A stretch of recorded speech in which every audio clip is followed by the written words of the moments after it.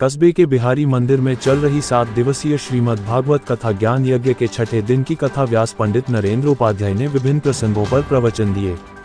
उन्होंने कहा कि 5वें दिन कृष्ण के अलग अलग लीलाओं का वर्णन किया गया।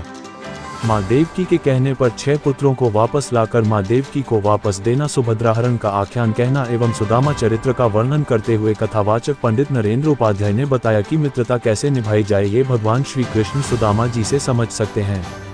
उन्होंने कहा कि सुदामा अपनी पत्नी के आग्रह पर अपने मित्र सखा से सुदामा मिलने के लिए द्वारिका पहुंचे। उन्होंने कहा कि सुदामा द्वारिकाधीश के महल का पता पूछा और महल की ओर बढ़ने लगे। द्वार पर द्वारपालों ने सुदामा को भिक्षा मांगने वाला समझकर रोक दिया। तब उन्होंने कहा कि वह कृष्ण के मित्र हैं। इस पर द्वारपाल महल में गए और प्रभु से कहा कि कोई उनसे मिलने आया है, अपना नाम सुदामा बता रहा है।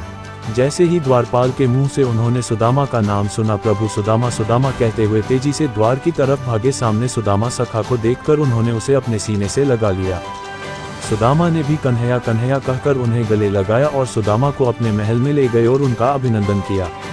इस दृश्य को देखकर श्रोता भाव विभोर हो गए।